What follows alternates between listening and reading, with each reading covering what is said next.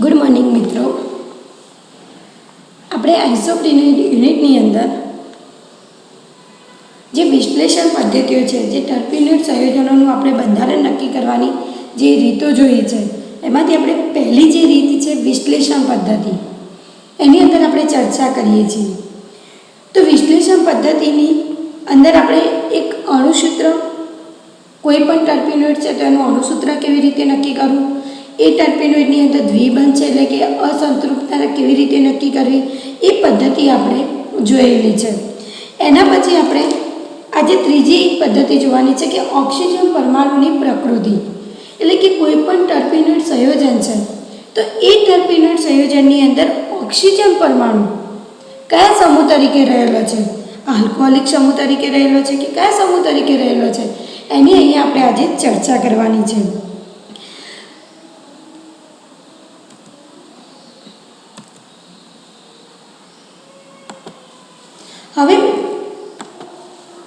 હવે મિત્રો અહીંયા આપણે એ જોવાનું છે કે વિશ્લેષણ જે પદ્ધતિ છે, મેં તમને અત્યારે ચર્ચા કરી કે જે વિશ્લેષણ પદ્ધતિ છે એની જે આ ત્રીજી પદ્ધતિ છે કે ઓક્સિજન પરમાણુની પ્રકૃતિ, એટલે કે કોઈ પણ ટર્પીનોઇડ સંયોજન છે તો એની અંદર જે ઓક્સિજન પરમાણુ છે એ ઓક્સિજન પરમાણુ કયા સમૂહ તરીકે રહેલો છે એની આપણે ચર્ચા કરવાની છે. તો અહીંયા આપણે જોઈએ છીએ કે ઓક્સિજન પરમાણુની પ્રકૃતિ, નેચર ઓફ ઓક્સિજન એટમ. તો ટર્પીનોઇડમાં ઓક્સિજન પરમાણુ નીચે પ્રમાણેના ક્રિયાશીલ સમૂહ તરીકે હોય છે, એટલે કે કયા કયા સમૂહ તરીકે, એક છે આલ્કોહોલિક સમૂહ તરીકે, એટલે કે OH સમૂહ તરીકે, બીજું કહી શકીએ કે હાઇડ્રોક્સી સમૂહ તરીકે, એટલે કે ટર્પીનોઇડમાં ઓક્સિજન પરમાણુ છે આલ્કોહોલિક સમૂહ તરીકે, કાર્બોક્સિલિક એસિડ સમૂહ તરીકે કે કાર્બોનિલ સમૂહ તરીકે, એટલે કે કાર્બોનિલ સમૂહ તરીકે કાં તો આલ્ડીહાઇડ સ્વરૂપે અને કાં તો કીટોન સ્વરૂપે, એટલે કે કયા સ્વરૂપે હોય છે એની અહીંયા ચર્ચા કરવાની છે. એના સિવાય પણ બીજું છે કે ઓક્સિજન પરમાણુ ચક્રીય મિથિલિન સમૂહ તરીકે પણ રહેલો હોય છે, તો એની પણ આપણે પાછળ ચર્ચા કરવાની છે. અને એના પછી એક પણ જોવાનું છે કે ચક્રોની જે ટર્પીનોઇડમાં કોઈ પણ ટર્પીનોઇડ સંયોજન છે તો એ ટર્પીનોઇડ સંયોજનોમાં ચક્રોની સંખ્યા કેટલી છે તો એની હાજરી આપણે જોવાની છે. તો અહીંયા આપણે જોઈએ કે એક છે આલ્કોહોલિક સમૂહ, કાર્બોક્સિલિક એસિડ સમૂહ, કાર્બોનિલ સમૂહ અને ચક્રીય મિથિલિન સમૂહની હાજરી. આટલા ટોપિક આજે આપણે ભણવાના છે કે ઓક્સિજન પરમાણુની પ્રકૃતિની અંદર આ 4 ટોપિક ભણવાના છે કે ઓક્સિજન પરમાણુ આલ્કોહોલિક સમૂહ તરીકે છે કે કાર્બોક્સિલિક એસિડ સમૂહ તરીકે છે કે કાર્બોનિલ સમૂહ તરીકે છે કે ચક્રીય મિથિલિન સમૂહ તરીકે છે, એની અહીંયા આપણે ચર્ચા કરવાની છે. પછી અહીંયા તમને નીચે લખેલું છે કે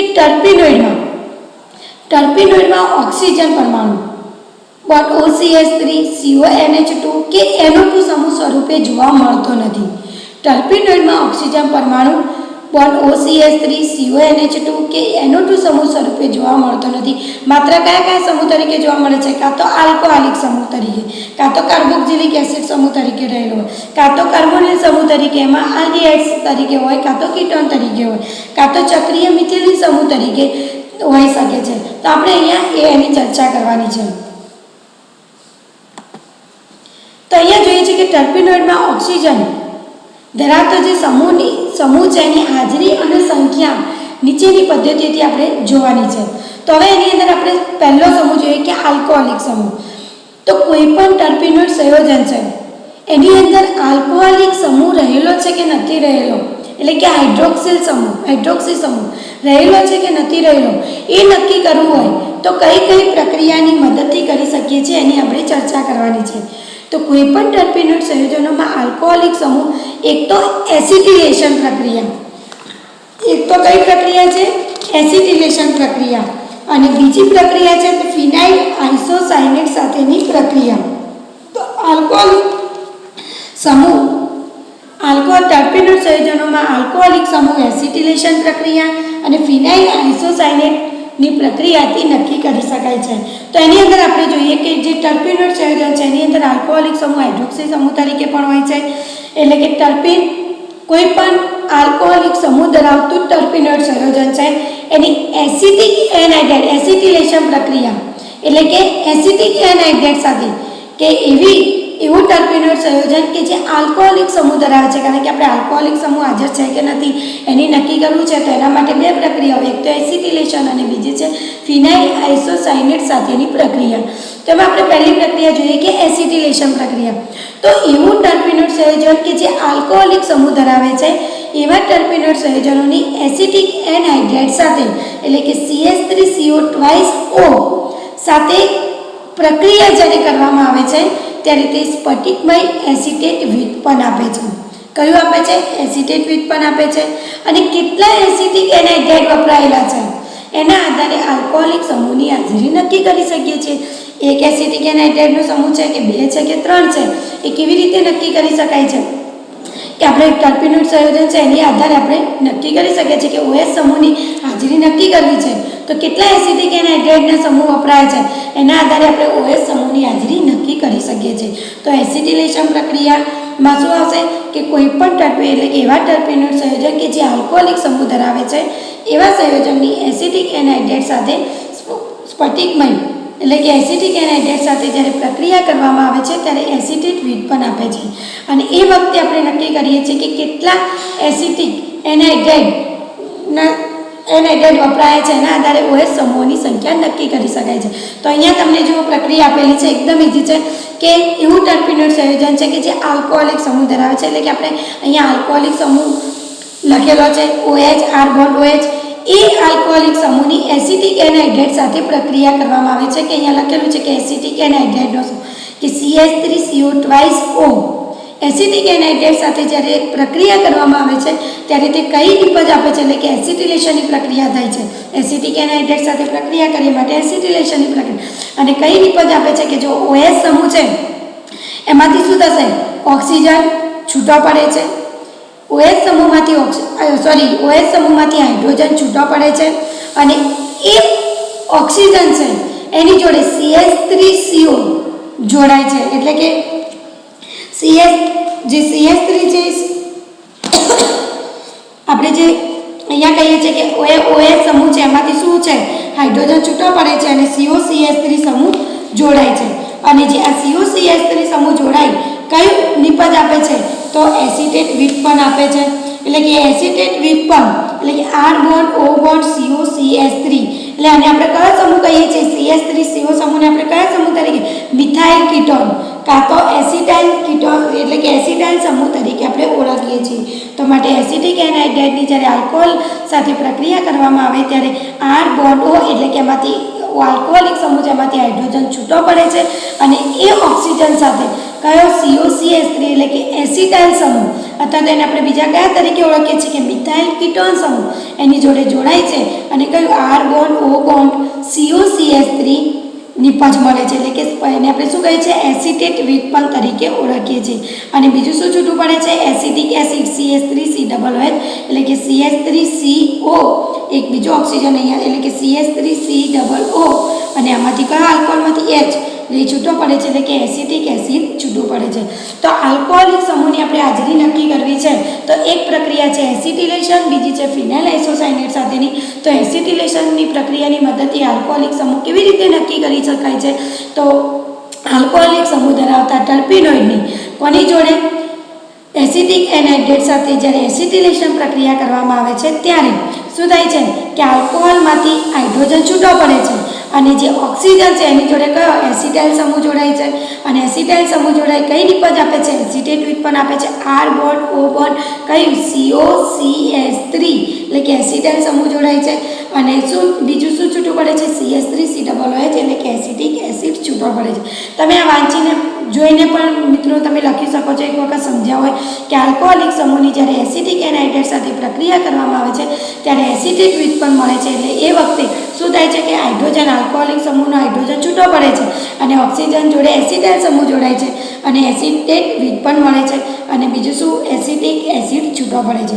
હવે આલ્કોહોલિક સમૂહ નક્કી કરવા માટેની આપણે બીજી પ્રક્રિયા જોઈએ, કઈ છે કે ફિનાઇલ આઇસોસાયનેટની પ્રક્રિયા.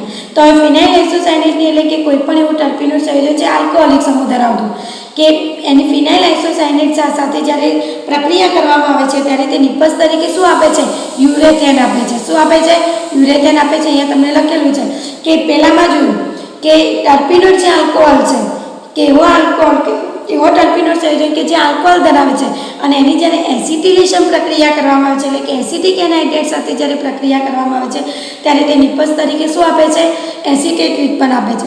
અને જ્યારે એ જ આલ્કોહોલિક સમૂહની જ્યારે ફિનાઇલ આઇસોસાયનેટ સાથે જ્યારે પ્રક્રિયા કરવામાં આવે છે ત્યારે તે નિપજ તરીકે શું આપે છે? યુરેથેન આપે છે. તો અહીંયા આપણે મિત્રો જોઈએ કે આલ્કોહોલિક સમૂહ છે OH, એની જે કોની જોડે ફિનાઇલ આઇસોસાયનેટ સાથે C6H5NCO આવશે એટલે કે ફિનાઇલ આઇસોસાયનેટ C6H5NCO એટલે કે ફિનાઇલ આઇસોસાયનેટ જોડે આપણે પ્રક્રિયા કરીએ એટલે શું થાય છે કે R બોન્ડ O, આમાંથી હાઇડ્રોજન નથી. પહેલામાં આપણે જોયું કે એસિટિક એનહાઇડ્રેટ સાથે પ્રક્રિયા કરીએ ત્યારે હાઇડ્રોજન છૂટો પડે છે અને જોડે એસિટાઇલ સમૂહ જોડાય છે. અહીંયા શું છે કે એ આલ્કોહોલિક સમૂહમાંથી હાઇડ્રોજન છૂટો નથી પડતો, પરંતુ શું થાય છે કે એ ઓક્સિજન છે એની જોડે શું R બોન્ડ O, અહીંયા આપણે આપેલું છે કે શું આવશે? Bond C double bond O, અને બોન્ડ શું છે? N એટલે કે એ નાઇટ્રોજન જોડે શું આ જે આલ્કોહોલિક સમૂહનો હાઇડ્રોજન છે એ નાઇટ્રોજન જોડે જોડાય છે અને યુરેથેન નિપેજ આપે છે કે શું આવશે? R બોન્ડ O, બોન્ડ શું છે? C ડબલ બોન્ડ O એટલે કે bond C double bond O, પછી બોન્ડ N એની જોડે શું જોડાશે? હાઇડ્રોજન જોડાય એટલે કે સિંગલ બોન્ડ થશે એટલે કે બોન્ડ N, બોન્ડ C6H5 એટલે કે યુરેથેન નિપેજ આપે છે. તો જ્યારે આલ્કોહોલિક સમૂહની ફિનાઇલ આઇસોસાયનેટ જોડે પ્રક્રિયા કરવામાં આવે છે ત્યારે નિપજ તરીકે શું આપે છે? યુરેથેન આપે છે. તો ઉપરની જે પ્રક્રિયા છે એની સેમ નીચે પ્રક્રિયા તમને આપેલી છે જો, પરંતુ ખાલી શું એની અંદર ફેર છે કે જે અહીંયા R છે તરીકે જે મિથાઇલ સમૂહ હોય કે તમે જે પણ R છે ક્યાં જોડેલો છે? અહીંયા નીચે જોડેલો છે કે અહીંયા શું છે કે ઓક્સિજન છે એટલે કે O ડબલ બોન્ડ C શું આવશે? બોન્ડ O, અને એની જોડે શું જોડેલું છે? R બોન્ડ NH6H5 એટલે કે નિપજ એની એ છે, ખાલી શું છે કે જે R છે એનું શું કર્યું છે એટલે કે જે R તરીકે જે સમૂહ જોડાયેલો હશે અથવા તો જે બાકીનું જે ટર્પીનોઇડ સંયોજન છે, ધારો કે તમે કેમ આપણે આલ્ફા ટર્પીનોઇડ છે તેમાં OH સમૂહ જોડે આ બાકીનું જે જોડાયેલું છે તો એની જોડે શું હશે કે જે R તરીકે એ આવશે આખું સંયોજન એટલે કે R બોન્ડ OC એટલે અહીંયા શું હશે કે O double bond C bond O, oxygen જોડે R જતો રહેશે NH6. તો અહીંયા તમે જુઓ કે આલ્કોહોલિક સમૂહ છે શું આવશે? પ્લસ ફિનાઇલ આઇસોસાયનેટ જોડે એની પ્રક્રિયા કરવામાં આવે છે ત્યારે શું તો O C double bond O double bond C, અહીંયા શું આવશે કે આ ઓક્સિજન અહીંયા જોડાશે, બોન્ડ R NH6H5 એની એ જ પ્રક્રિયા એટલે કે યુરેથેન નિપજ આપે છે. તો અહીંયા જોઈએ છે કે કોઈ પણ આલ્કોહોલિક સમૂહની એટલે કે ફિનાઇલ આઇસોસાયનેટ જોડે પ્રક્રિયા કરવામાં આવે છે ત્યારે નિપજ તરીકે શું આપે છે? યુરેથેન આપે છે. તો અહીંયા આપણે ફરીથી એક વખત જાણી લઈએ કે OH ફિનાઇલ આઇસોસાયનેટ જોડે જ્યારે પ્રક્રિયા કરવામાં આવે છે ત્યારે કઈ નિપજ કે R બોન્ડ O, અને એ આલ્કોહોલિક સમૂહમાંથી જે હાઇડ્રોજન છે એ ફિનાઇલ આઇસોસાયનેટના નાઇટ્રોજન સાથે જોડાય છે અને શું નિપજ? R bond O, bond C double bond O, bond NH6H5 યુરેથેન નિપેજ આપે છે. તો હવે એને આપણે એક્ઝામ્પલ એક વખત જોઈ લઈએ. તો અહીંયા તમને એક એક્ઝામ્પલ આપેલું છે કે આલ્ફા ટર્પીનોઇલ છે. તો આલ્ફા ટર્પીનોઇલની કોની જોડે પ્રક્રિયા કરી? ફિનાઇલ આઇસોસાયનેટ જોડે આપણે સાથે પ્રક્રિયા કરી તે C10H18O એટલે કે આલ્ફા ટર્પીનોઇલ કે જે OH સમૂહ ધરાવે છે કે આપણે આગળ સ્ટ્રક્ચર જોયેલું છે એની ફિનાઇલ આઇસોસાયનેટ જોડે જ્યારે પ્રક્રિયા કરવામાં આવે છે C6H5NCO તો શું નિપજ મળશે? કારણ કે જે પણ આ ટર્પીનોઇલ છે એમાં જે આલ્કોહોલિક સમૂહનો હાઇડ્રોજન કોની જોડે? નાઇટ્રોજન જોડે જોડાય છે એટલે C10 એમાંથી એક હાઇડ્રોજન નાઇટ્રોજન જોડે જોડાઈ જશે એટલે કે C10H17O plus C double bond O અને H આમાંથી હાઇડ્રોજન છૂટો પડે નાઇટ્રોજન જોડે જોડાય C6H5 એટલે કે યુરેથેન નિપજ મળે છે સફેદ સ્ફટિકમય અવક્ષેપ તરીકે. હવે આલ્ફા ટર્પીનોઇલમાં કેટલો આપણે કહી શકીએ કે આલ્ફા ટર્પીનોઇલ ની જ્યારે કેટલા એક ફિનાઇલ આઇસોસાયનેટ જોડે પ્રક્રિયા થઈ એટલે કે આલ્ફા ટર્પીનોઇલની એક ફિનાઇલ આઇસોસાયનેટ સાથે પ્રક્રિયા કરી એટલે કે એક ફિનાઇલ આઇસોસાયનેટ વપરાય છે. તો એના આધારે કહી શકીએ કે એક ફિનાઇલ આઇસોસાયનેટ વપરાય તો કહી શકીએ કે આલ્ફા ટર્પીનોઇલ એક OH સમૂહ ધરાવે એટલે કે એક OH સમૂહ ધરાવે છે.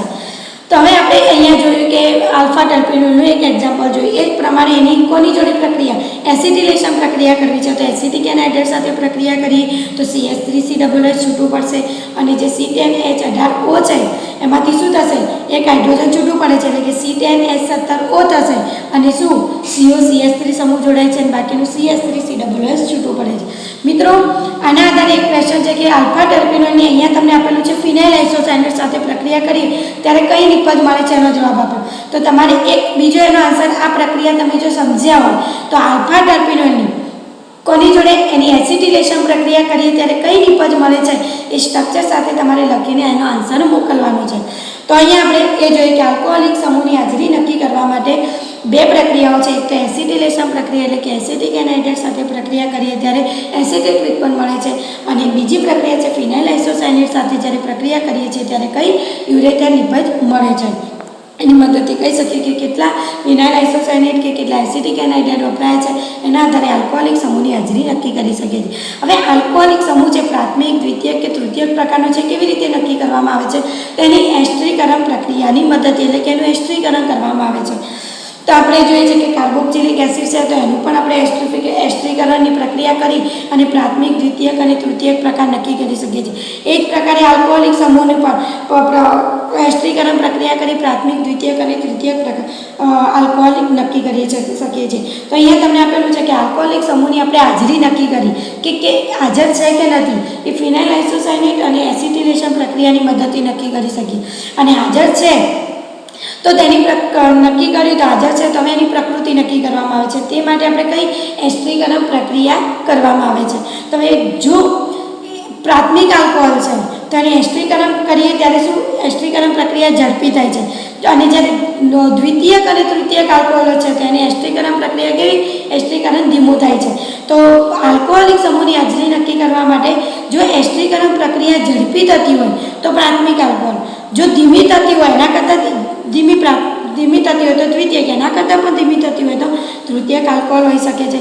એટલે કે એસ્ટરીકરણ પ્રક્રિયાની મદદથી નક્કી કરી શકીએ છીએ કે આલ્કોહોલ પ્રાથમિક છે, દ્વિતીયક છે કે તૃતીયક પ્રકારનું છે. તો આ આપણે જોયું આલ્કોહોલિક સમૂહની હાજરી નક્કી કરવાની, એટલે કે આલ્કોહોલિક સમૂહની સંખ્યા એટલે કે હાજર છે કે નથી અને કેવા પ્રકારનો છે પ્રાથમિક, દ્વિતીયક કે તૃતીયક એસ્ટરીકરણ પ્રક્રિયાની મદદથી નક્કી કરીએ છીએ. તો આપણે પહેલી પ્રક્રિયામાં જોઈએ ઓક્સિજન પરમાણુની પ્રકૃતિની અંદર પહેલો સમૂહ જોઈએ કે આલ્કોહોલિક સમૂહ. હવે એની અંદર જો તમને આ એક્ઝામ્પલ આપેલું છે કે આલ્ફા ટર્પિનોલ છે એ કેવા પ્રકારનો છે, તૃતીયક પ્રકારનો આલ્કોહોલ છે કે પ્રાથમિક છે કે દ્વિતીયક છે, એ આપણે કેવી રીતે એસ્ટરીકરણ પ્રક્રિયાની મદદથી. તો અહીંયા તમને એક્ઝામ્પલ આપેલું છે આલ્ફા ટર્પિનોલ. તો અહીંયા તમને OH સમૂહ છે તો તમે આના ઉપરથી તો કહી શકો કે તે તૃતીયક પ્રકારનો OH સમૂહ હશે, પરંતુ એ આપણે કેવી રીતે કે એની એસ્ટરીકરણ પ્રક્રિયા કરીએ ત્યારે નક્કી કરીએ. એસ્ટરીકરણ પ્રક્રિયામાં ડિહાઇડ્રોજનેશન પ્રક્રિયા કે આલ્ફા ટર્પિનોલમાં OH સમૂહ તૃતીયક પ્રકારનો છે. તમે સ્ટ્રક્ચર ઉપરથી તો કહી શકો કે તે તૃતીયક પ્રકારનો છે. તો OH સમૂહ તૃતીયક પ્રકારનો છે. કેમ? કારણ કે એનું ડિહાઇડ્રોજનેશન અને ઓક્સિડેશનથી જે મળતી આપણે જે નિપજો છે એનો જ્યારે અભ્યાસ કરીએ છીએ ત્યારે આના આધારે આપણે પ્રાથમિક, દ્વિતીયક કે તૃતીયક પ્રકાર જાણી શકીએ છીએ. અને કેમ તે તૃતીયક પ્રકારનો છે તો અહીંયા તમને એક્ઝામ્પલ આપેલું છે કે આ એક્ઝામ્પલ મેં તમને પહેલાં પણ આગળ સમજાવેલું છે કે આલ્ફા ટર્પિનોલનું KHSO4 થી નિર્જલીકરણ કરીએ ત્યારે ડાયપેન્ટીન મળે છે. માટે આપણે કહી શકીએ કે આલ્ફા ટર્પિનોલમાં અચૂકપણે OH સમૂહ તૃતીયક પ્રકારનો હોઈ શકે. આપણે આલ્ફા ટર્પિનોલનું જે બંધારણ જોવાનું છે એની અંદર પણ આપણે આ પ્રક્રિયા લખવાની છે કે આલ્ફા ટર્પિનોલ એની અંદર OH સમૂહ તૃતીયક પ્રકારનો કેમ છે આખા બંધારણમાં આપણે જોઈ શકીશું. તો આલ્ફા ટર્પિનોલના સ્ટ્રક્ચર ઉપરથી તો આપણે કહી શકીએ કે તે તૃતીયક પ્રકારનો છે, પરંતુ એની પ્રક્રિયા આપણે જ્યારે કરીએ એસ્ટરીકરણ એટલે કે KHSO4 જોડે જ્યારે નિર્જલીકરણ પ્રક્રિયા કરીએ એટલે શું H2O સમૂહ દૂર થાય અને શું એટલે કે ડાયપેન્ટીન મળે છે. એટલે અહીંયા પણ જોઈએ કે ડિહાઇડ્રોજનેશન પ્રક્રિયા માટે કહી શકીએ કે તૃતીયક પ્રકારનો હોઈ શકે. તો આપણે જોઈ શકીએ કે આલ્કોહોલિક સમૂહ કેવા પ્રકારનો છે એ પણ આપણે એસ્ટરીકરણ પ્રક્રિયાની મદદથી નક્કી કરી શકીએ છીએ. હવે બીજો પ્રકાર છે કે કાર્બોક્સિલિક એસિડ એટલે કે ઓક્સિજન પરમાણુની પ્રકૃતિ તરીકે એક તો COOH સમૂહ પણ હોઈ શકે. તો જો આપણે કાર્બોક્સિલિક એસિડ છે કે નથી એ નક્કી કરવું છે તો તમે મિત્રો પ્રેક્ટિકલની અંદર પણ આ કરો છો કે પ્રેક્ટિકલની અંદર આપણે જોઈએ છીએ કે COOH સમૂહ એટલે કે એસિડ ટાઈપ નક્કી કરીએ છીએ ઓર્ગેનિક કમ્પાઉન્ડની અંદર કે એસિડ છે, બેઝ છે કે ફિનોલ છે કે ન્યુટ્રલ છે. તો એની અંદર આપણે જોઈએ કે એસિડ હોય તો શું કરે છે કે એને CO3 સાથે શું કરે છે CO2 ના ઉભરા આપે છે. તમે આ પ્રક્રિયા તમે કરેલી એટલે કે તમે પ્રેક્ટિકલની અંદર આ જોયેલું છે કે જો કોઈ પણ સંયોજન છે ઓર્ગેનિક કમ્પાઉન્ડ છે એને CO3 સાથે જો CO2 ના ઉભરા આપે તો આપણે શું કહીએ છીએ કે તે COOH એટલે કે તે એસિડિક છે. તો આપણે એ જ પ્રમાણે કાર્બોક્સિલિક એસિડ સમૂહ કેવી રીતે નક્કી કરી શકીએ કે જો ટર્પિનોઇડ એવો ટર્પિનોઇડ સંયોજન છે કે જે NaCO3 ના દ્રાવણ સાથે CO2 ના ઉભરા આપે તો આપણે કહી શકીએ કે તે COOH સમૂહ સમૂહની હાજરી નક્કી કરે છે અને તે શેની અંદર એમોનિયાની અંદર એટલે કે એસિડ છે તો તે શેની અંદર બેઝમાં દ્રાવ્ય થાય એટલે આપણે જો એ એસિડ છે અને જો એસિડ કેવી રીતે નક્કી કરીએ તો તે NaCO3 ના દ્રાવણ સાથે CO2 ના ઉભરા આપે તો કહી શકીએ કે તે COO સમૂહની હાજરી એટલે કે કાર્બોક્સિલિક એસિડ સમૂહ ધરાવે છે અને જો એસિડ છે તો શું આપણે કહીએ છીએ કે બેઝમાં શું થાય ઓગળી જાય તો જો તે એમોનિયામાં દ્રાવ્ય થાય તો પણ કહી શકીએ કે તે શું છે કે કાર્બોક્સિલિક એસિડ છે તો એસિડ આપણે કેવી રીતે એટલે કે COO સમૂહ કેવી રીતે નક્કી કરી શકીએ છીએ કે કોઈ પણ ઓર્ગેનિક કમ્પાઉન્ડ છે અથવા તો કોઈ પણ ટર્પેનોઇડ છે એ જો NaCO3 ના સાથે સોડિયમ બાયકાર્બોનેટ સાથે જો CO2 ના ઉભરા આપે તો કહી શકીએ કે તે એસિડિક COO સમૂહ ધરાવે છે અથવા બીજી રીતે પણ કહી શકીએ કે જો એમોનિયા બેઝમાં દ્રાવ્ય હોય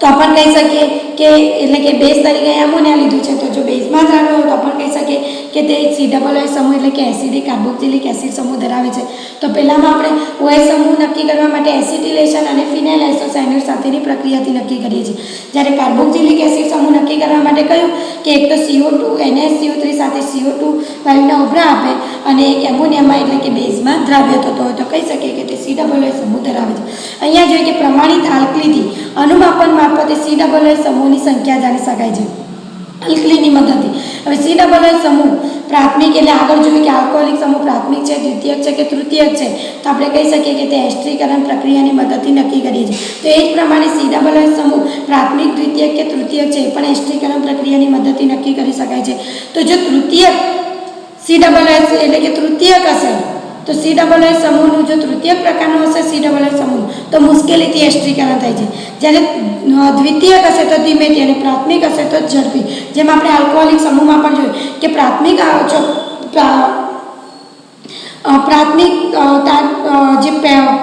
હશે એટલે કે ફર્સ્ટ પ્રકારનું આલ્કોહોલ હશે તો ઝડપી થાય છે દ્વિતીયક હશે તો શું હશે તો એના કરતાં ધીમું થાય છે તૃતીય પ્રકારનું COO સમૂહ હશે તો મુશ્કેલીથી થાય છે તો આ પણ એક પ્રકારની મદદથી કે આલ્કોહોલિક સમૂહ અને કાર્બોક્સિલિક એસિડ સમૂહ છે એનું પ્રકાર એટલે કે કેવી રીતે નક્કી એની પ્રકૃતિ કેવી રીતે એસ્ટરીકરણ પ્રક્રિયાની મદદથી નક્કી કરી શકાય છે જો પ્રાથમિક હશે તો એનું એસ્ટરીકરણ પ્રક્રિયા ઝડપી થાય છે દ્વિતીયક હશે તો એના કરતાં ધીમે અને તૃતીયક હશે તો સૌથી મુશ્કેલીથી એનું એસ્ટરીકરણ થાય છે તો અહીં આપણે કાર્બોક્સિલિક એસિડ સમૂહ નક્કી કર્યું કે NaCO3 ના દ્રાવણ સાથે જો CO2 વાયુના ઉભરા આપે તો COO સમૂહ હોઈ શકે એટલે કે એસિડ કાર્બોક્સિલિક એસિડ હોઈ શકે અને બીજું એસિડ છે તો માટે શું બેઝમાં દ્રાવ્ય થતો એટલે કે એમોનિયામાં દ્રાવ્ય થાય તો કહી શકીએ કે તે COO સમૂહ ધરાવે છે ત્રીજા નંબરના આપણે પ્રકૃતિ જોઈએ કે કાર્બોનિલ સમૂહ ઓક્સિજન પરમાણુ એક આલ્કોહોલિક સમૂહ તરીકે હોઈ શકે COO સમૂહ તરીકે હોઈ શકે અને કાર્બોનિલ સમૂહ તરીકે હોઈ શકે COO સમૂહ તરીકે બે તો કાં તો આલ્ડીહાઇડ સમૂહ કાં તો કયો સમૂહ આવશે કીટોન તરીકે હોઈ શકે તો સૌપ્રથમ આપણે પહેલાં જોઈએ કે કાર્બોનિલ સમૂહ છે એ નક્કી કરવો છે તેની પ્રક્રિયા છે તો એક તો સોડિયમ બાયસલ્ફાઇડ હાઇડ્રોક્સિલેમાઇન ફિનાઇલ હાઇડ્રેઝિન જેવા પ્રક્રિયકો સાથે તે પ્રક્રિયા આપી અને અલગ અલગ નિપજો આપે છે તો કેવી રીતે નક્કી કરી શકીએ કે કાર્બોનિલ સમૂહ જો સોડિયમ બાયસલ્ફાઇડ સાથે કાર્બોનિલ સમૂહની સોડિયમ બાયસલ્ફાઇડ સાથે પ્રક્રિયા કરવામાં આવે તો કઈ નિપજ આપે છે સોડિયમ બાયસલ્ફાઇડ વ્યુત્પન્ન આપે છે જો એ જ કાર્બોનિલ સમૂહની ફિનાઇલ હાઇડ્રોક્સિલેમાઇન સાથે પ્રક્રિયા કરવામાં આવે તો તે ઓક્ઝાઇમ આપે છે અને એ જ કાર્બોનિલ સમૂહની જો ફિનાઇલ હાઇડ્રોજન સાથે પ્રક્રિયા કરવામાં આવે તો તે ફિનાઇલ હાઇડ્રોજન જેવી નિપજ આપે છે તો આપણે કાર્બોનિલ સમૂહ નક્કી કરવા માટે ત્રણ પ્રક્રિયકોની મદદથી કરી શકીએ છીએ એક સોડિયમ બાયસલ્ફાઇડ હાઇડ્રોક્સિલેમાઇન અને ફિનાઇલ હાઇડ્રોજન સાથે એવા અલગ અલગ પ્રક્રિયકો વાપરી અને કાર્બોનિલ સમૂહની હાજરી નક્કી કરી શકીએ છીએ તો જો કાર્બોનિલ સમૂહની સોડિયમ બાયસલ્ફાઇડ સાથે પ્રક્રિયા કરવામાં આવે તો બાયસલ્ફાઇડ વ્યુત્પન્ન આપે છે જો હાઇડ્રોક્સિલેમાઇન સાથે પ્રક્રિયા કરવામાં આવે તો ઓક્ઝાઇમ નિપજ આપે છે અને જો ફિનાઇલ હાઇડ્રોજન સાથે પ્રક્રિયા કરવામાં આવે તો ફિનાઇલ હાઇડ્રોજન નિપજ આપે છે તો આપણે પહેલી પ્રક્રિયા જોઈએ કે કાર્બોનિલ સમૂહ છે અને સોડિયમ બાયસલ્ફાઇડ NaHSO3 એટલે કે સોડિયમ બાયસલ્ફાઇડ સાથે પ્રક્રિયા કરવામાં આવે તો શું થયું જોઈએ કે C ડબલ બોન્ડ હો તો C અહીંયા બે પરમાણુ અહીંયા જેવું અહીંયા લખેલું છે એ પ્રમાણે કે C ડબલ બોન્ડ હોય તો એમાં શું આવશે કે જે C ડબલ બોન્ડ હોય છે એમાં ઓક્સિજન સાથે સોડિયમ બાયસલ્ફાઇડમાંનું શું હાઇડ્રોજન જોડાઈ જશે અને બાકીનું શું વધ્યું SO3 અહીંયા જોડાઈ જશે એટલે કે સોડિયમ બાયસલ્ફાઇડ વ્યુત્પન્ન આપે છે તો કાર્બોનિલ સમૂહની જ્યારે સોડિયમ બાયસલ્ફાઇડ સાથે પ્રક્રિયા કરવામાં આવે છે એટલે કે NaHSO3 સાથે જ્યારે પ્રક્રિયા કરવામાં આવે છે ત્યારે કાર્બોનિલ સમૂહના ઓક્સિજન જોડે સોડિયમ બાયસલ્ફાઇડમાંનું હાઇડ્રોજન જોડાય છે અને બીજા તરીકે શું SO3 એને જોડાય છે, તો C બોન્ડ OH અને SO3N એટલે કે સોડિયમ બાયસલ્ફાઇડ ઉત્પન્ન આપે છે. બીજી આપણે જોઈએ કે કાર્બોનિલ સમૂહની કોની હાઇડ્રોક્સિલ એમાઇન સાથે પ્રક્રિયા જોઈએ. તો હવે કાર્બોનિલ સમૂહ જેમ આપણે જોઈએ કે કાર્બોનિલ સમૂહની સોડિયમ બાયસલ્ફાઇડ સાથે, તો એ પ્રમાણે કાર્બોનિલ સમૂહની હાઇડ્રોક્સિલ એમાઇન સાથે પ્રક્રિયા કરવામાં આવે ત્યારે H2O નો અણુ દૂર થાય છે તેમાંથી. તો C double bond hydroxyl amine સાથે જ્યારે પ્રક્રિયા કરે છે ત્યારે શું થશે? C double bond. હવે આ જે કાર્બોનિલ સમૂહનો ઓક્સિજન H2 સાથે છૂટો પડે છે. કાર્બોનિલ સમૂહનો જે ઓક્સિજન છે C ડબલ બોન્ડ ઓમાંનો ઓક્સિજન છે એ હાઇડ્રોક્સિલ એમાઇનના H2 લઈને છૂટો પડે છે, એટલે કે H2O છૂટું પડે છે અને C ડબલ બોન્ડ એની જોડે શું NOH બાકીના NOH જોડાઈ જાય છે. તો શું નિપજ આપે છે? ઓક્ઝાઇમ આપે છે. તો કાર્બોનિલ સમૂહની જ્યારે હાઇડ્રોક્સિલ એમાઇન સાથે પ્રક્રિયા કરવામાં આવે છે ત્યારે કઈ નિપજ મળે છે? ઓક્ઝાઇમ મળે છે અને એ વખતે H2O પાણીનો અણુ છૂટો પડે છે. એ જ પ્રમાણે કાર્બોનિલ સમૂહની ફિનાઇલ હાઇડ્રોજન સાથે C6H5NH સાથે જ્યારે પ્રક્રિયા કરવામાં આવે ત્યારે પણ શું થાય છે કે કાર્બોનિલ સમૂહનો જે ઓક્સિજન છે C ડબલ બોન્ડ ઓનો ઓક્સિજન એ શું કરશે? ફિનાઇલ હાઇડ્રોજનના જે H2 છે એ લઈને છૂટા પડે છે, એટલે કે ઓક્સિજન H2 જોડાઈશું પાણીનો અણુ H2 છૂટો પાડે છે અને બાકી શું થશે? C ડબલ બોન્ડ જોડે શું આવશે? NH6H5 બાકીનો જોડાઈ જાય છે, એટલે કે ફિનાઇલ હાઇડ્રોજન આપે છે. તો બંને સેમ જ છે, માત્ર શું છે કે ફિનાઇલ હાઇડ્રોક્સિલ એમાઇન સાથે પ્રક્રિયા કરીએ ત્યારે H2O છૂટું પડી અને ઓક્ઝાઇમ આપે. ફિનાઇલ હાઇડ્રોજન સાથે પ્રક્રિયા કરીએ ત્યારે શું આવશે? H2O છૂટું પડી અને શું ફિનાઇલ હાઇડ્રોજન આપે છે.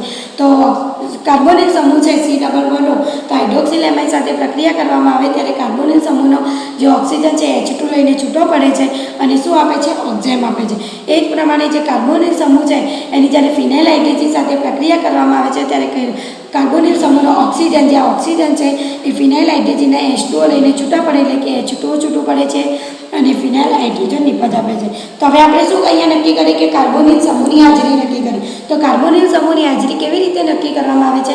એક તો અલગ અલગ પ્રક્રિયાઓ વાપરીને. તો કાર્બોનિલ સમૂહની જ્યારે સોડિયમ બાયસલ્ફાઇડ સાથે પ્રક્રિયા કરવામાં આવે અને સોડિયમ બાયસલ્ફાઇડ નિપજ મળે છે. કાર્બોનિલ સમૂહની હાઇડ્રોક્સિલ એમાઇન સાથે પ્રક્રિયા કરવાથી ઓક્ઝાઇમ મળે છે અને જો કાર્બોનિલ સમૂહ છે અને ફિનાઇલ હાઇડ્રોજન સાથેની પ્રક્રિયા કરવાથી ફિનાઇલ હાઇડ્રોજન આપે તો કહી શકીએ કે કાર્બોનિલ સમૂહ એની અંદર હાજર છે. હવે કાર્બોનિલ સમૂહની આપણે હાજરી તો નક્કી કરી, પણ એ કાર્બોનિલ સમૂહ આલ્ડીહાઇડ સમૂહ તરીકે છે કે કીટોન છે એ પૈકી કયા તરીકે છે એ હવે નક્કી કરવામાં આવે છે. આપણે કાર્બોનિલ સમૂહની હાજરી નક્કી કરવા માટે 3 પ્રક્રિયકો વાપર્યા. કયા? હાઇડ્રોક્સિલ એમાઇન, સોડિયમ બાયસલ્ફાઇડ અને ફિનાઇલ હાઇડ્રોજન. હવે એ કાર્બોનિલ સમૂહ છે તો હવે એ આલ્ડીહાઇડ સમૂહ તરીકે છે કે કીટોન તરીકે છે તે નક્કી કરવું છે. તો શું કરવામાં આવે છે એ આપણે કે આલ્ડીહાઇડ તરીકે છે કે કીટોન તરીકે, તો એ નક્કી કરવા માટે પાછળ આપણે જોઈએ. તો કાર્બોનિલ સમૂહનો પ્રકાર કરવા માટે ઓક્સિડેશન પ્રક્રિયા કે આલ્ડીહાઇડ તરીકે છે કે એનો પ્રકાર નક્કી કરવો છે કે આલ્ડીહાઇડિક સમૂહ છે કે કીટોનિક સમૂહ છે, તો એ નક્કી કરવા માટે ઓક્સિડેશન પ્રક્રિયા કરવામાં આવે છે. તો હવે કોઈ પણ એવું ટર્પીનોઇડ છે કાર્બોનિલ સમૂહ ધરાવતું ટર્પીનોઇડ હોય એટલે એમાં આપણે સૌથી પહેલાં જોઈએ કે આલ્ડીહાઇડ સમૂહ. તો એક આલ્ડીહાઇડ સમૂહ ધરાવતો ટર્પીનોઇડની જો ઓક્સિડેશન કોઈ પણ કાર્બોનિલ સમૂહ છે એની પ્રકાર નક્કી કરવો છે તો એની ઓક્સિડેશન પ્રક્રિયાની મદદથી નક્કી કરી શકીએ છીએ. તો એવો આલ્ડીહાઇડ સમૂહ છે એટલે કે ટર્પીનોઇડ એવું સંયોજન કે જે આલ્ડીહાઇડ સમૂહ ધરાવે છે એનું ઓક્સિડેશન જો કરીએ અને ઓક્સિડેશન કરવાથી જો તેટલા જ કાર્બનવાળો મોનોકાર્બોક્સિલિક એસિડ મળે તો કહી શકીએ કે આલ્ડીહાઇડ સમૂહ હાજર છે.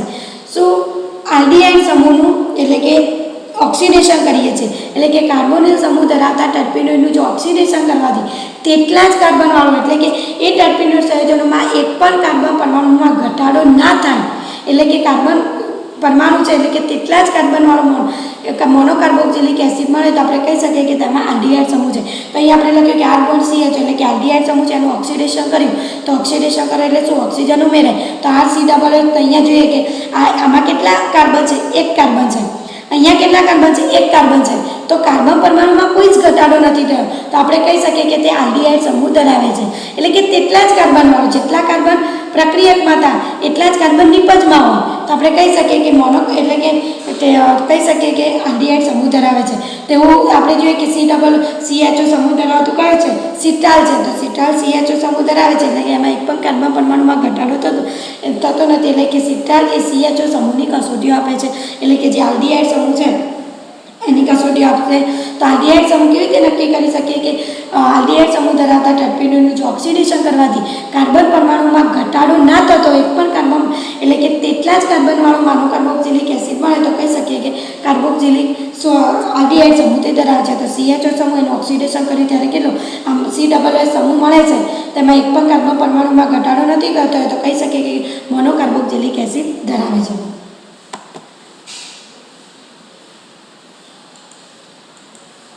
હવે કહી શકીએ કે કીટોનિક સમૂહ. તો કીટોનિક સમૂહમાં COO એટલે કે આલ્ડીહાઇડ સમૂહ આપણે જોયું તો એમાં શું જોયું કે એવા ટર્પેનોઇડનું આલ્ડીહાઇડ સમૂહ ધરાવતા ટર્પેનોઇડનું ઓક્સિડેશન કરી અને કાર્બન પરમાણુમાં ઘટાડો ના થતો હોય તેટલા જ કાર્બનવાળો મોનોકાર્બોક્સિલિક એસિડ મળે તો કહી શકીએ કે આલ્ડીહાઇડ સમૂહ. તો એ જ પ્રમાણે આપણે જોઈએ કે કીટોનિક સમૂહ. તો ટર્પેનોઇડના ઓક્સિડેશનથી જો તેના કરતાં એક ઓછા કાર્બનવાળું મોનોકાર્બોક્સિલિક એસિડ મળે તો કહી શકીએ કે તે કીટોનિક સમૂહ ધરાવે છે. તો અહીંયા જોઈએ કે આ R1COCH2 R2 એટલે કે એનું ઓક્સિડેશન કરી તો શું થયું કે અહીંયા કેટલા કાર્બન હતા? 2 કાર્બન હતા અને એનું ઓક્સિડેશન કરવાથી કેટલા અહીંયા R1COOH અને R2COOH એટલે કે કાર્બન પરમાણુમાં શું થયું આ પ્રક્રિયકમાં કાર્બન પરમાણુ કેટલા હતા? 2 હતા અને એનું ઓક્સિડેશન થયું એટલે કે કાર્બન પરમાણુમાં આ જે નિપજ મળે એમાં કાર્બન પરમાણુમાં શું થયું? ઘટાડો થઈ ગયો. એટલે કે કીટોનિક સમૂહ હોય તો કાર્બન પરમાણુમાં ઘટાડો થાય એટલે કે જેટલા કાર્બન પરમાણુ હોય એના કરતાં એક ઓછો કાર્બનવાળો મોનોકાર્બોક્સિલિક એસિડ મળે. તો અહીંયા કેટલા? 2 હતા અને અહીંયા એસિડ મળે છે મોનોકાર્બોક્સિલિક જે એસિડ મળે છે એમાં કેટલા કાર્બન?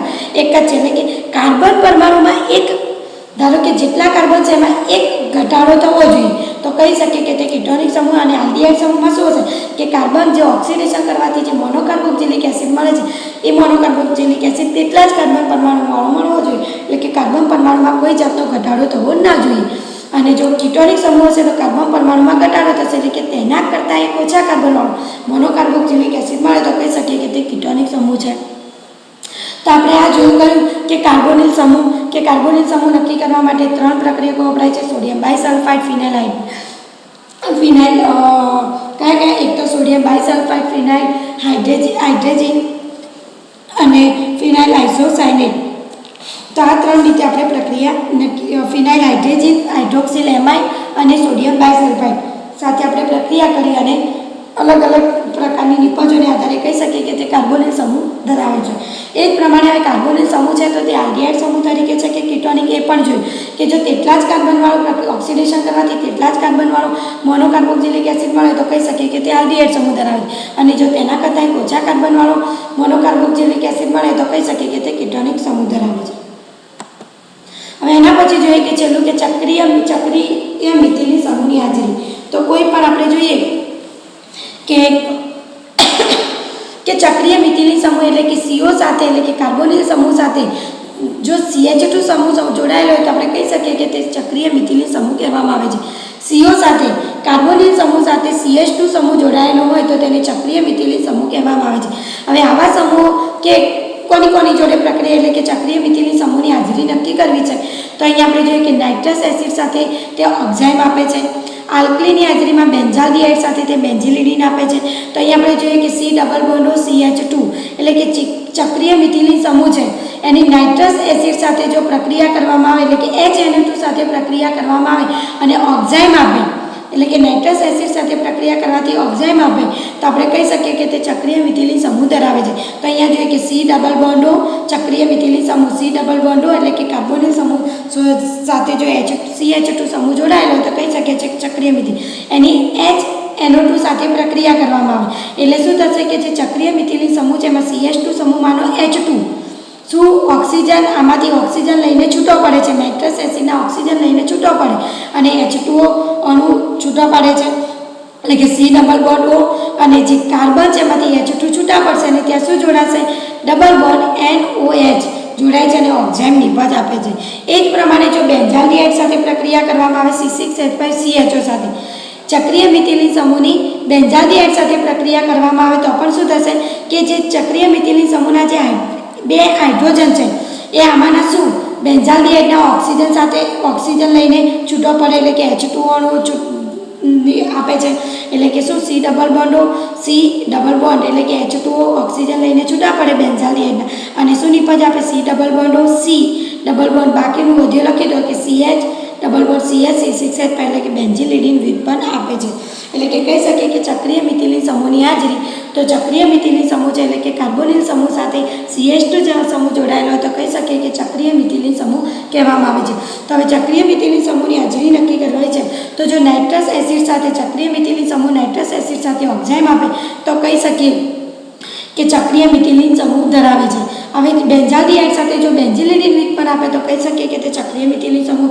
તેમાં શું થશે કે ચક્રીય મિથિલિન સમૂહના જે CH2 સમૂહ છે એના H2O નાઇટ્રસ એસિડના ઓક્સિજન લઈને H2O સ્વરૂપે છૂટા પડે છે અને બાકીનો જે છે C ડબલ બોન્ડ NOH જોડાઈ જાય છે એટલે કે NOH એની જોડે જોડાય.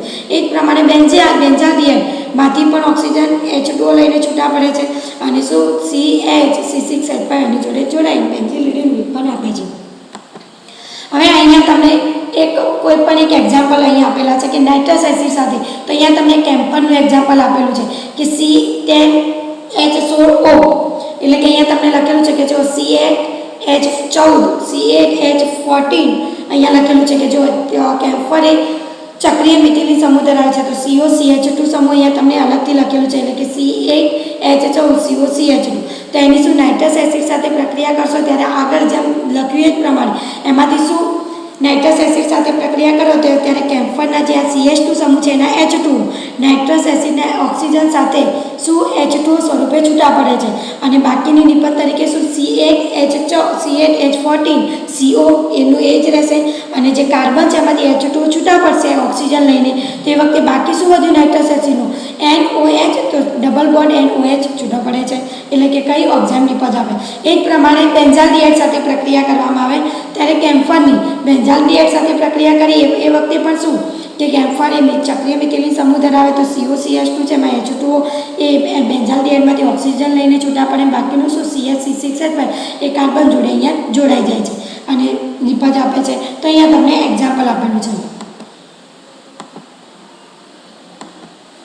હવે એ જ પ્રમાણે તમને આપેલું છે કે જો ટર્પીનમાં ચક્રીય મિથિલિન સમૂહ આવેલું અને એની ઓક્સિડેશન પ્રક્રિયા કરવામાં આવે કે આપણે આગળ જોઈએ કે કાર્બોનિલ સમૂહ છે તો એનું ઓક્સિડેશન પ્રક્રિયા કરી આલ્ડીહાઇડ છે કે કાર્બોનિલ છે આપણે નક્કી કર્યું.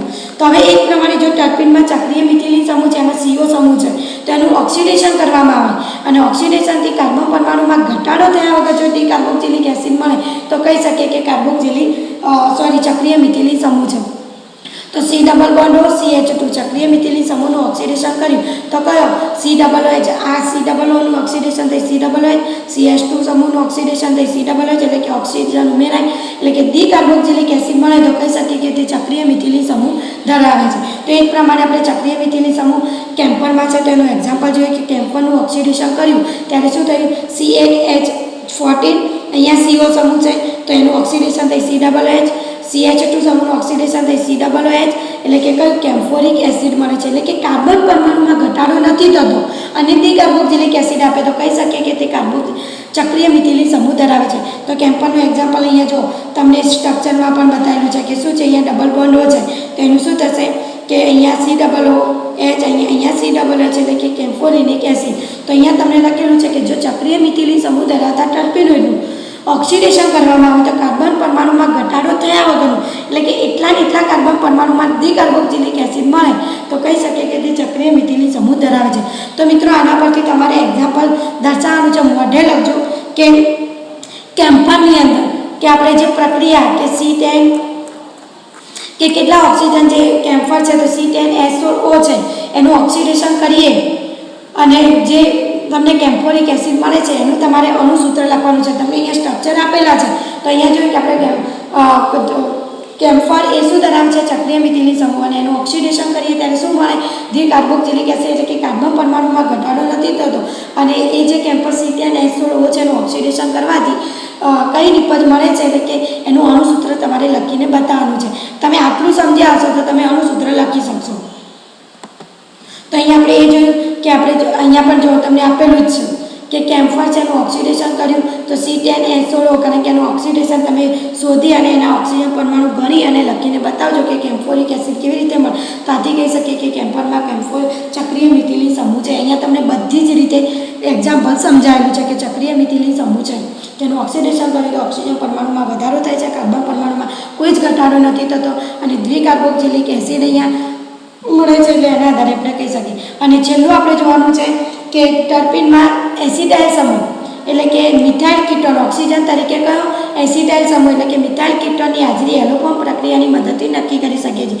તો અહીંયા આપણે મિથાઇલ કીટોન એટલે કે એસિટાઇલ સમૂહ તો R bond C double bond O CH3 સમૂહ એટલે કે NaO Br સાથે આપણે પ્રક્રિયા કરીએ તો Br3 પ્લસ NaO સાથે જ્યારે પ્રક્રિયા કરીએ ત્યારે શું થશે R bond C double bond O અને બોન્ડ શું આવશે કે O Na જોડાય છે અને Br CH લઈને છૂટું પડે છે એટલે કે CH Br એટલે કે બ્રોમોફોર્મ છૂટો પડે છે. એટલે કે કોઈ પણ ટર્પીન છે એટલે કે મિથાઇલ કીટોન કે એસિટાઇલ સમૂહ એટલે કે ઓક્સિજન સમૂહ તરીકે મિથાઇલ કીટોન હોય કે એસિટાઇલ સમૂહ હોય તો એની પ્રક્રિયા એટલે કે એ સમૂહની હાજરી એલોફોર્મ પ્રક્રિયાની મદદથી નક્કી કરી શકાય છે. તો અહીં આપણે લખી શકીએ કે R bond C double bond O CH3 એટલે કે NaO Br સાથે પ્રક્રિયા કરીએ ત્યારે R bond C double bond O એને છૂટું પડે છે અને અહીંયા શું આવશે CH અને શું આવશે CHBr3 સાથે સાથે પ્રક્રિયા કરે છે અને અહીંયા શું છે જે H2 છે આમાંથી ઓક્સિજન લઈને છૂટા પડે છે એટલે કે બ્રોમોફોર્મ મળે છે.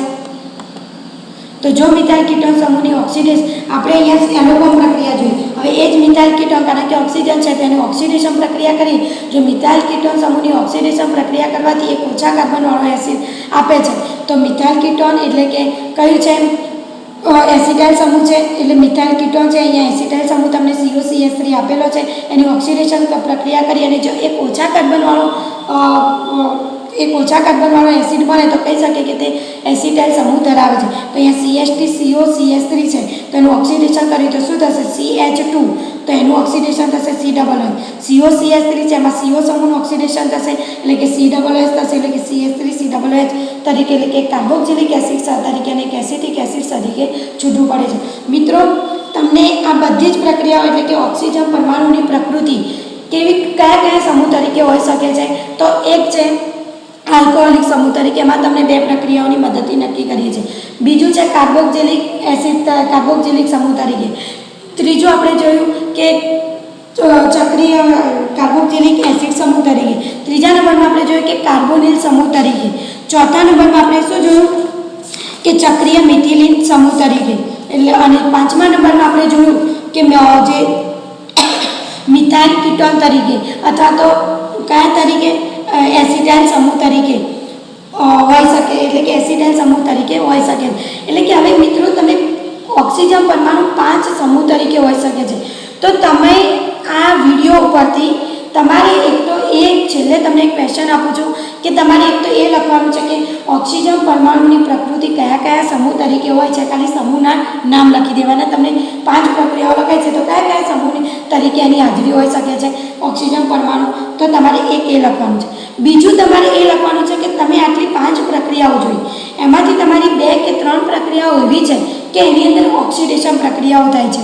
તો એ ઓક્સિડેશન પ્રક્રિયાઓની અંદર કયા સમૂહની અંદર ઓક્સિડેશન પ્રક્રિયાઓ થાય છે તો તમારે એ લખવાની છે અને એ ઓક્સિડેશન પ્રક્રિયાની મદદથી કોની અંદર તમે એક ઓછા કાર્બનવાળો મળે છે કે તેટલા કાર્બનવાળો મળે છે એ 3 જે તમારા સમૂહ છે એક કાર્બોનિલ સમૂહ છે પછી બીજો છે ચક્રીય મિથિલિન સમૂહ છે અને ત્રીજા નંબરનો છે એસિટાઇલ સમૂહ મિથાઇલ કીટોન સમૂહ છે. આ ત્રણેયમાં ઓક્સિડેશન પ્રક્રિયાઓ છે તેની અંદર શું ડિફરન્સ છે એ તમારે એટલે કે કોની અંદર ઓછા કાર્બનવાળો કોની અંદર તેટલા કાર્બનવાળો એ તમારે ડિફરન્સ લખીને મોકલવાનો છે. જો તમે આટલું સમજ્યા હશો તો તમે ડિફરન્સ લખીને મોકલી શકશો. તો આટલા તમારે એના આન્સર લખીને મોકલવાના છે. થેન્ક યુ મિત્રો.